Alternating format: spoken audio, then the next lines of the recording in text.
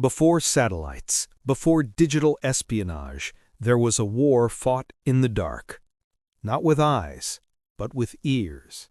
The Japanese believed that diving meant disappearing, but that night the ocean already belonged to those who knew how to listen, and the silence became the new battlefield. June 23, 1944, North Atlantic, temperature 12 degrees. The sea throbbed like metal under the absent moonlight. The Japanese submarine I-52 advanced at 8 knots, silent, toward a rendezvous point with the German submarine. No human noise, only the repetitive sound of propellers slicing through the abyss. Inside the cabin, Lieutenant Kamai Masao wiped the cold sweat from his forehead. The air was heavy, the smell of oil and iron coating his throat. On the navigation table, a clock read 10:14 p.m. He didn't know that, miles above, an American aircraft was already listening to him. The sound of his propulsion had been captured by something new, a sonar buoy. These small metallic capsules floated like debris in the ocean, but inside them, an artificial ear heard everything.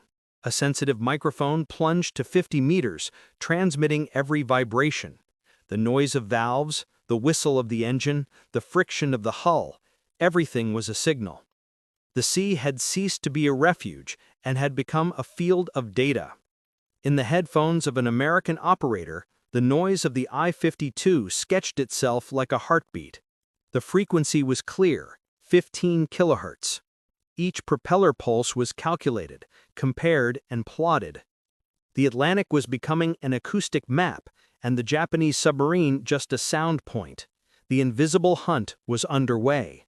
The I-52 carried 2 tons of gold. It was a gift from Japan to the Reich, payment for secrets, technology, and engines. On the deck, the crew was unaware that the mission was already doomed. The fate would be decided not by steel, but by sound. Thesis: war was ceasing to be tactical, it was becoming scientific. Radar didn't see the enemy, but sound betrayed it. And for the first time in history, submarine warfare wouldn't be won by depth, but by the ability to hear the invisible. The sea, which it always protected, now betrayed. The Avenger aircraft, piloted by Lieutenant William Ford, flew over the exact point of the sound. He saw nothing, only the calm voice of the operator saying, "Contact confirmed, steady sound, depth 200 feet. Ford replied with a dry phrase, "Prepare the Fido." The Mark 24 Fido torpedo was the materialization of the new world. 308 kilograms, range 4,000 meters, sound-guided, designed to follow the signature of enemy propellers. There was no defense. In minutes, it would be the ocean's first truly autonomous predator. On the sonar screen, the noise increased, a deep beep, then silence, and then the sound of implosion, the I-52's hull breaking at 5,000 meters depth. The sound was recorded by the same buoys that had hunted it. The enemy was dead, and the new era had begun. That night, silence was the first American weapon Japan heard, and the last the I-52 would ever forget. After the sinking of the I-52, the American command realized that something had changed. The ocean had ceased to be random. With the sonar buoys, the sea now spoke, and the United States had learned to listen. It was the beginning of acoustic dominance. The Japanese, on the other hand, still believed in technical heroism. They built giant submarines of impeccable engineering, but slow and vulnerable. The I-400 class, 122 meters long, could launch aircraft and cross the globe without refueling. But the grandeur of the project was also its ruin. The world of war had already become industrial, not artisanal. The Japanese naval doctrine of honor ignored the essential, maritime commerce. While they attacked military targets, the Americans cut supply routes. In 1944, Japan lost over 80% of its oil transport. Without fuel, without food, without steel, the Imperial glory began to crumble. The thesis? Production logic defeated honor logic. While Japan maintained 70 operational submarines, the U.S. produced over 300. Each unit was standardized. Same parts, same systems, same training. They could be repaired at any base. War had become an assembly line, and whoever dominated production dominated time. Commander Nokio Nambu, a Japanese survivor, would later write, "I understood we had lost when I heard the American communications. They were calm, coordinated, abundant. They didn't just fight, they manufactured victory." The defeat began with sound. American radar detected what the eye couldn't see. Decoders in Pearl Harbor knew where every Japanese submarine would be. The enemy wasn't omnipresent. It was predictable. Every broken frequency, every intercepted transmission. Japan fought blind in an ocean that now had American eyes and ears. While the Japanese hand-forged steel, Detroit mass-produced ships.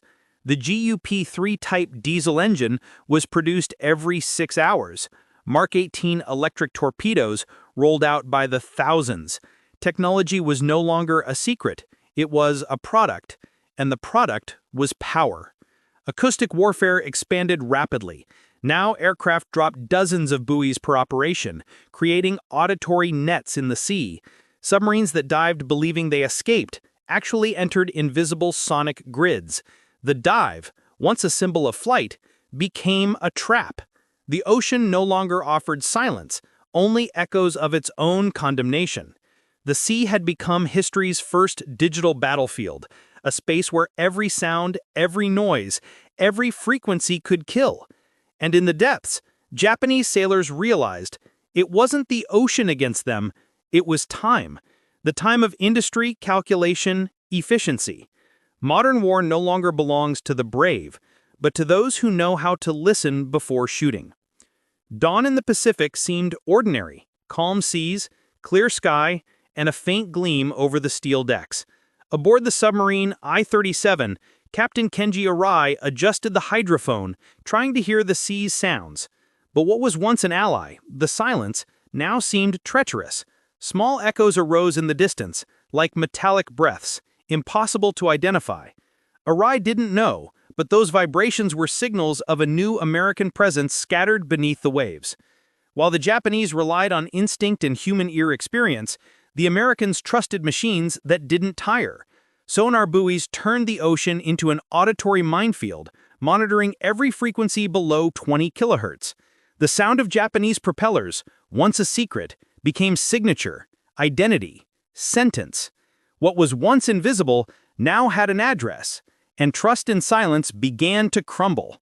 Aboard the USS Whitecap, operator Thomas Reed watched the sonar readings with fixed eyes and held breath. Each reflected pulse on the screen represented a story about to end. "Contact at 300 feet, distance 2,500 yards, he reported. The commander replied with industrial calm. "Run the calculation, prepare the Fido." No emotion, just routine. War ceased to be combat and became process. American reports described the enemy's fall with mathematical precision. Average neutralization time, 4 minutes. Hit probability, 87%. Death, once uncertain, was now statistics. For every Japanese submarine lost, a new technology was tested, refined, and replicated. It was serial victory, cold, predictable, irreversible. Science replaced instinct. On the surface, the ocean returned to seeming calm. No visible wreckage, just the faint smell of burnt oil mixed with salt. At the bottom, the I-37's hull broke in absolute silence. For Arai and his men, the sea became a cemetery. For the Americans, a laboratory. And while Japan still saw war as honor, the United States already treated it as engineering. Sound had ceased to be noise. It was now the code of supremacy. At the height of 1944, Berlin sent desperate requests to Tokyo. The Reich needed rare metals, rubber, and quinine, and Japanese submarines were the last hope. Joint missions crossed the Indian and Atlantic Oceans, carrying secret cargoes. But the seas were no longer neutral. Sonar buoy networks stretched like invisible webs, and every Japanese transmission was decoded before it was even received. The submerged Axis was doomed by an enemy that no longer used eyes, but ears. The submarine I-29, nicknamed Atlantic Wolf Mission, departed Singapore for occupied France. It carried V-2 rocket diagrams, optical technology, and communication codes. However, before reaching Madagascar, the propeller sound was detected. A Liberator bomber, guided by buoys, intercepted the signal and launched acoustic torpedoes. The attack lasted less than 10 minutes. On the surface, the ocean returned to seeming calm. No visible wreckage, just the faint smell of burned oil mixed with salt. At the bottom, the I-37's hull broke in absolute silence. For Arai and his men, the sea became a cemetery. For the Americans, a laboratory. And while Japan still saw war as honor, the United States already treated it as engineering. Sound had ceased to be noise. It was now the code of supremacy. At the height of 1944, Berlin sent desperate requests to Tokyo. The Reich needed rare metals, rubber, and quinine, and Japanese submarines were the last hope. Joint missions crossed the Indian and Atlantic Oceans, carrying secret cargoes. But the seas were no longer neutral. American sonar buoy networks stretched like invisible webs, and every Japanese transmission was decoded before it was even received. The submerged axis was doomed by an enemy that no longer used eyes, but ears. The submarine I-29, nicknamed Atlantic Wolf Mission, departed Singapore for occupied France. It carried V-2 rocket diagrams, optical technology, and communication codes. However, before reaching Madagascar, the propeller sound was detected. A Liberator bomber, guided by buoys, intercepted the signal and launched acoustic torpedoes. The attack lasted less than 10 minutes. In the American report, a single phrase: "Contact neutralized successfully." No name, no emotion. Meanwhile, in Tokyo, admirals still believed in spot victories. Gathered over maps covered in pins, they imagined invisible submarines cutting enemy routes. They didn't know every movement was tracked, every dive recorded. American acoustic warfare was now total. Japan fought shadows, and every communication attempt revealed its own position. The glory of secrecy had died. In the naval labs of Key West, engineers refined the sound of death. They tested frequencies, calibrated valves, and adjusted frequency-modulated transmitters. Each advance meant minutes less in the hunt, seconds more in precision. "War is applied mathematics," said Captain Benjamin Roberts, head of the acoustic project. Meanwhile, Japanese submarines, still driven by pride and superstition, descended to the bottom, trusting only the darkness. Victories became predictable. With each new attack, reports were almost identical. Contact detected, confirmed. Engagement initiated, contact lost. Repetition turned death into statistics. No drama, no hesitation. American operators heard the final sound, the metallic collapse of the enemy hull, and just marked another point on the map. War had lost its mystery. Only the sound of efficiency remained. By year-end, the Japanese High Command recognized the catastrophe. 78 submarines lost in less than 8 months. The sea, once a source of pride, had become a symbol of defeat. The submerged empire had been dissolved by invisible gears, built with logic and precision. Technology, patient and silent, had done what no fleet could. Power had ceased to be on the surface. Now it was in the listening. In early 1945, the submarine I-41 departed the Philippines under a sky heavy with ash. Captain Kinoshita knew few returned. The mission was simple: intercept Allied convoys in the Central Pacific. But simple was already impossible. At midnight, the propellers cut the water in steady rhythm, until a metallic interference arose in the operator's headphones. It was a sharp, rhythmic echo, almost human. American buoys were nearby. The sea once again spoke with an enemy voice. The I-41 dove to 300 feet. In the dark, the crew felt the weight of water and fear. Valves hissed, and every bubble seemed a denunciation. Kinoshita ordered total silence, but it was useless. Acoustic waves traveled faster than any human sound. The submarine's position had already been marked, triangulated, and transmitted. In minutes, 2 Fido torpedoes dove toward it. The sound of pursuit was so clear it seemed tangible. Inside the American cabin, the Avenger pilot watched the sonar pulse.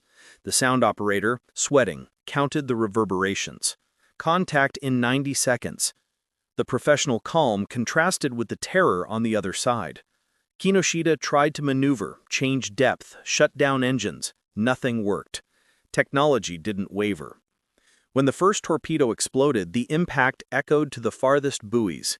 It was the last sound of the I-41. After the attack, the Americans retrieved the return signals. Destruction was total. No survivors, no final message. Just white noise, the sound of absolute silence after implosion. In reports, the event received the code D314. For operators, another success. For historians, the milestone of a new era, death by detection. The machine had learned to hunt without seeing. The sea calmed again, but something remained different. The ocean now had memory. Each buoy stored records. Each frequency revealed patterns. It was the beginning of total acoustic dominance, precursor to digital war. Japan, trapped in a war of courage, succumbed to a war of information. The sound of the I-41 disappeared, but its echo would mark the end of an era and the birth of permanent surveillance. In the Pacific, the surface seemed empty, but beneath the waves moved a surveillance network. Aircraft dropped rows of sonar buoys at calculated intervals, forming acoustic corridors. Every sound crossing those lines was identified, compared, and archived. The sea had become a living map, and mathematics replaced intuition. The Japanese called it the invisible siege, a wall made not of steel, but of sound. Commander Mitsuo Araki on the I-44 still believed depth was refuge. He ordered a dive to 400 feet, convinced the ocean could still hide his men. But the water already belonged to acoustics. Waves reflected off thermal layers, revealing every movement. The Americans heard everything, even the vibration of internal cables. Darkness, once an ally, had become a mirror. The invisible now betrayed. In American Navy offices, analysts called operations active listening. Each buoy transmitted data to command ships that processed patterns in real time. It was the embryo of what decades later would be called signals intelligence. Sound, once limited to hearing, had become binary language. Modern war was born there amid filtered noises and rudimentary algorithms. Power ceased to be physical. It became informational. Meanwhile, Japanese submarines became islands of despair. The crew lived days without light, with rarefied air and engines off to avoid noise. Paranoia grew with every hull snap. The fear of sound was greater than the fear of explosion. Araki noted in his diary, "It's like fighting ghosts. They know where we are, even without seeing us." The enemy now was silence. In January 1945, the I-41 was surrounded by 12 active buoys. An Avenger detected the air pump sound and fired. In less than 3 minutes, the submarine was destroyed. No missile, no fleet, just echoes and calculations. The invisible siege had closed. The once infinite sea became a laboratory, and war an experiment in precision. Spring 1945 arrived with the calm of the defeated. Japan, isolated and without supplies, no longer controlled even its sea routes. But in silence, the Americans prepared something even bolder. Operation Barney, a plan to cross Japanese minefields considered impenetrable. 7 American submarines would enter the East China Sea using frequency-modulated sonar.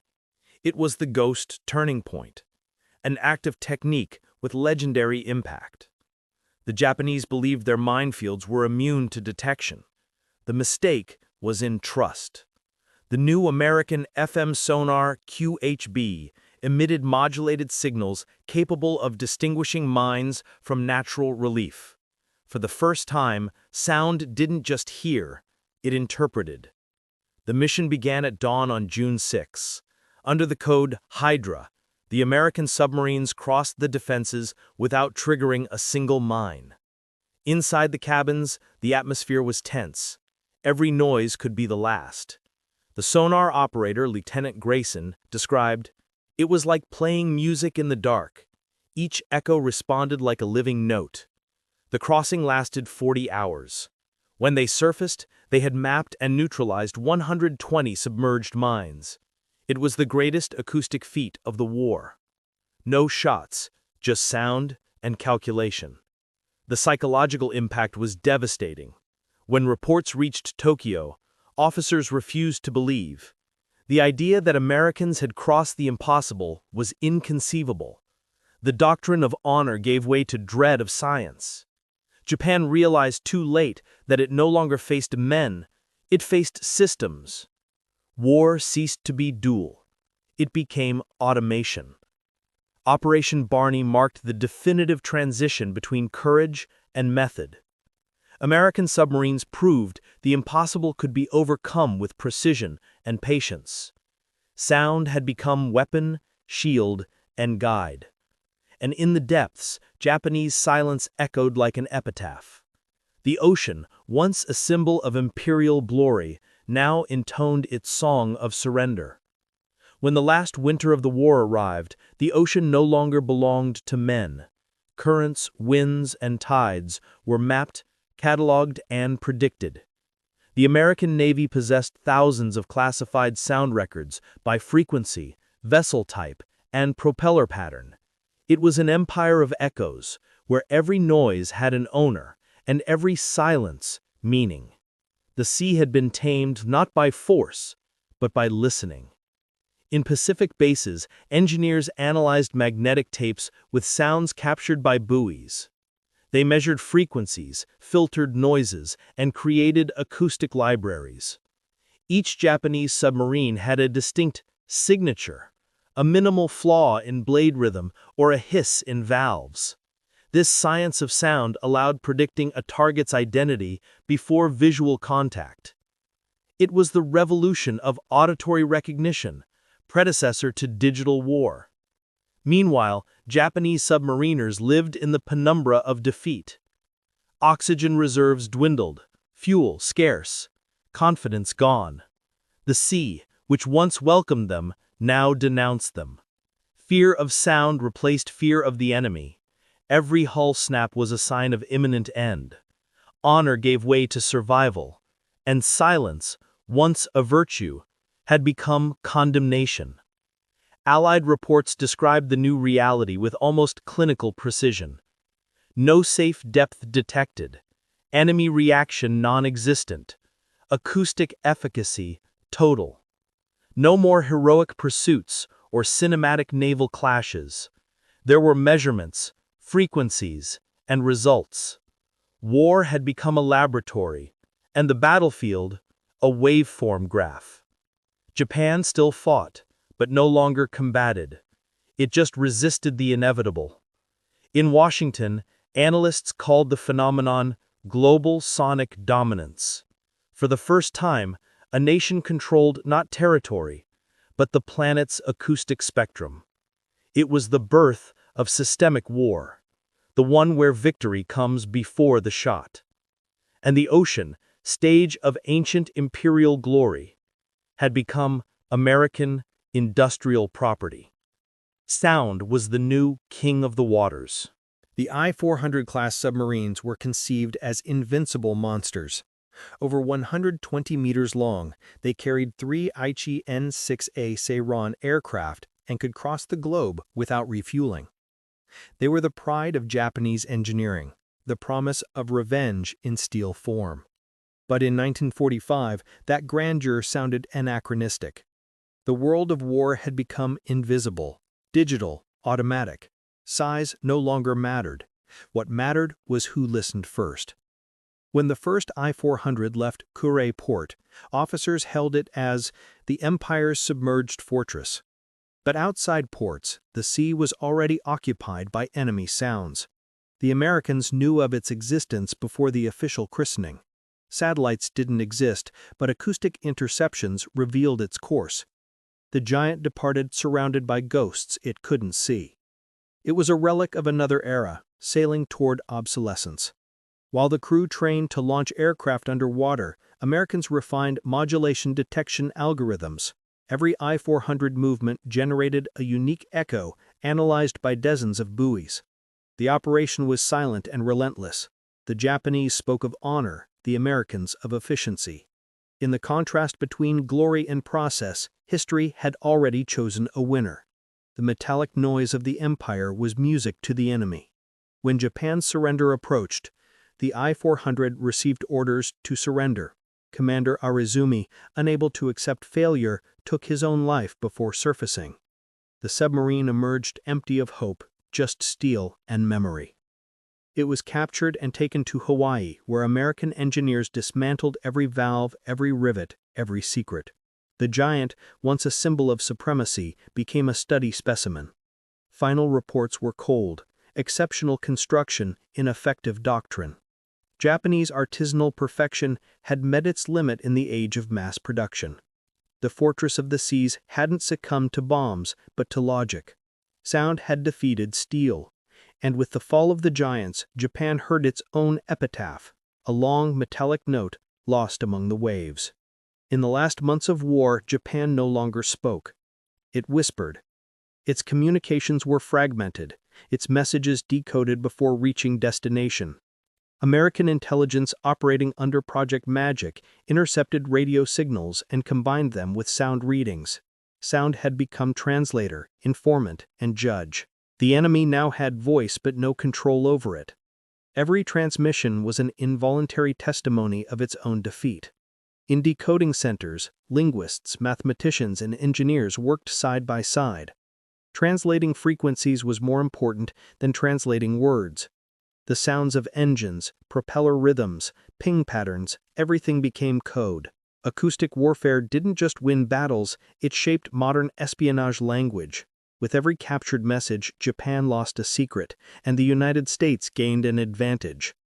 Aboard Japanese submarines, despair already mixed with fatigue. The radio operator, once proud to transmit, now feared pressing the button. Every word could be a death sentence. Sound, which once connected, now exposed. Orders came late, responses never arrived. It was like fighting one's own voice against oneself. Silence had become the last form of resistance. In Washington, recordings accumulated on magnetic tape rolls. Technicians analyzed amplitude variations and created databases with sound patterns. It was the birth of automated acoustic intelligence, the first embryo of digital analysis. Sound ceased to be just hearing, it became memory. War, finally, was archived in decibels. Japan's defeat was recorded not in books, but in frequencies. When the war ended, Japan discovered even its conversations had been heard. Ship logs, codes, sounds, everything had been captured. The enemy's voice had become testimony of its own fall. The empire that once roared over the seas ended whispering beneath the waves. And the new era began, not with explosions, but with recordings. In August 1945, the sound of wind over Hiroshima marked the end of a century. War ended with light, but its soul had been shaped by sound. In Pearl Harbor labs, engineers listened to recordings of the last submarine battles. Every snap, every echo, every pulse told a story. It was science's final victory over courage.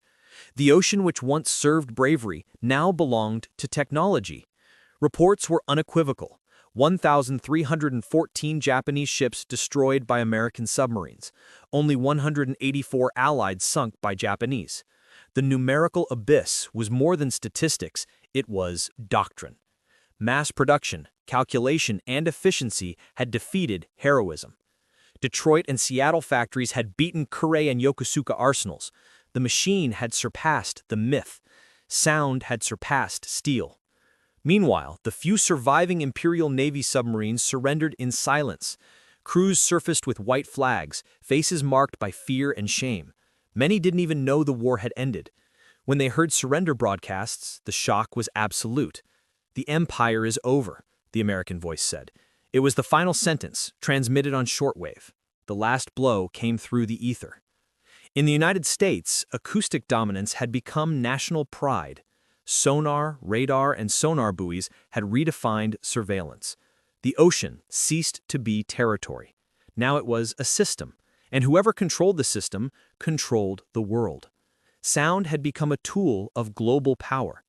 The defeated enemy wasn't Japan, but technological lag. And modern war was born, cold and invisible. The turning point was complete. The sea ceased to be domain of the brave and became domain of engineers. The final battle wasn't won with shots, but with frequencies. And on the day the ocean changed owners, the world heard a new kind of silence, the digital silence, where sound is power and noise is weakness. It was the sound of victory that would echo through the next century. In the months after surrender, American divers explored Pacific wreckage. Submarines broken in two, twisted engines, cabins frozen in time. What they saw wasn't just defeat, but testimony of an era. Marks of acoustic explosions showed the new type of death. Clean, precise, calculated. The silence of the wreckage was so heavy it seemed to scream. Navy engineers collected Japanese hull parts for study. They analyzed metal alloys, electrical systems, valves, and navigation logs. But what interested most were sound isolation flaws. Japan had built machines perfect in form, but vulnerable in sound. Every misadjusted rivet was a confession. Acoustics had become the new battlefield, and the dead their teachers. In Sasebo shipyards, Japanese survivors were summoned to dismantle their own ships under American supervision. Many cried in silence, others watched in resignation. National pride dissolved in the metallic sound of tools. The same hands that built weapons now removed the past. It was the beginning of a new doctrine, reconstruction through humility. Meanwhile, the United States consolidated what they called the Permanent Oceanic Network. Satellites didn't exist yet, but submarine cables and acoustic stations formed a global detection system. The ocean had become transparent. War had taught that whoever dominates sound dominates the invisible. Sonar buoys, once weapons, were now surveillance instruments.